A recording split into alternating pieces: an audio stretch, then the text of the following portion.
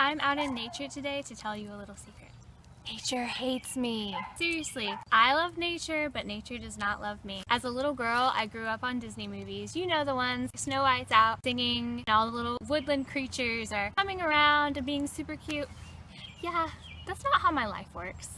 At all. I think the earliest instance of this was when I was little. I must have been 3 or 4 because I was so little that I don't even remember this, but my parents tell the story. My family had gone to the petting zoo and I went to feed a turkey, but apparently my fingers were curled up, so the turkey bit me. I know you're like, oh, it's just a little kid thing, that happens. Flash forward to 2nd grade, my class had raised butterflies.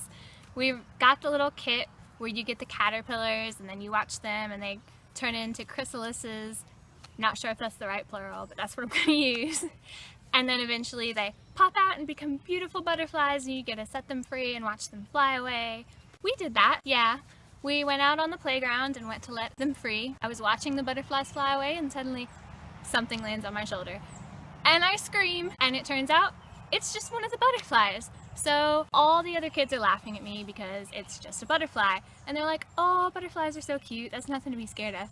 First off, have you ever seen a butterfly up close?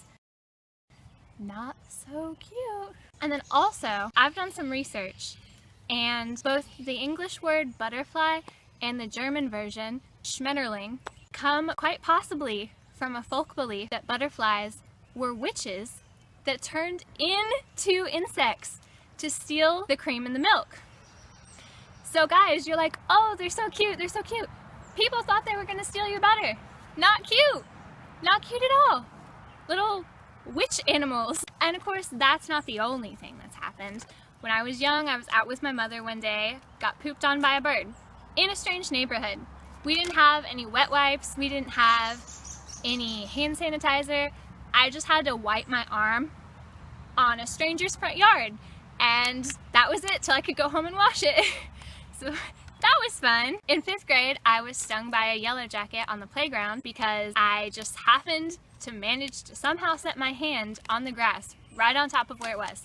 How does that even happen? Luckily, in middle school and high school, I don't remember anything major happening, which is good because those years were awkward enough without nature hating me. But if we flash forward to my time at university, nature came back with its hate for me with a vengeance. In my 3rd year, I was attacked by a squirrel. Let me tell you a little bit about how this traumatizing event happened. There was a guy at my school who would always sit outside one of the buildings and feed the squirrels, and I thought, oh my gosh, that's so adorable, I want to do that.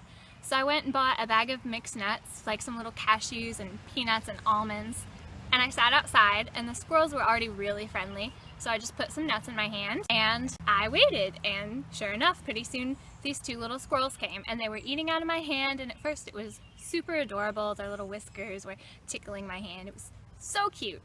Well, one of them got mad. Why did it get mad? We still don't know, but it bit my finger. It did not just bite my finger and then let go.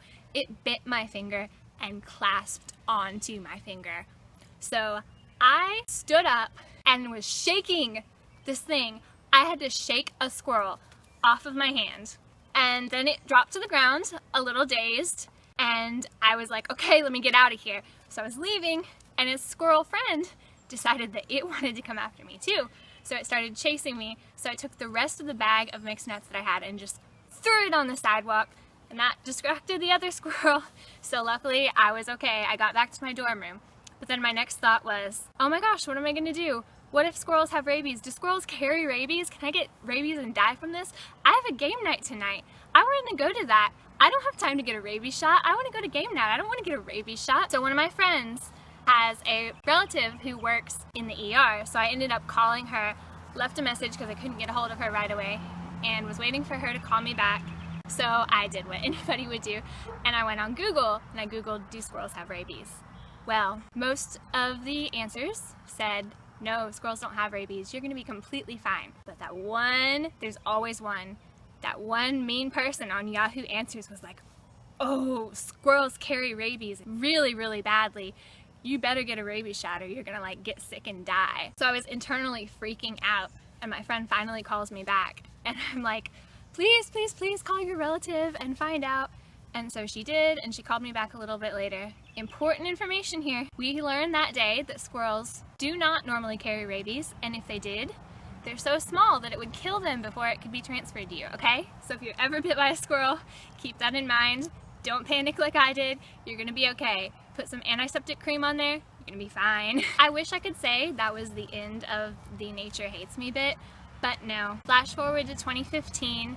I had a deer in the backyard basically cuss me out in deer. I don't even know how to describe the sound that deer makes. It was kind of like really angry, and it scraped its hoof like it was gonna charge at me. Luckily, then it went away, but I was a little scared there for a second. I also had some kind of bird or squirrel cussing me out from a tree, making noises while I was working on a craft project.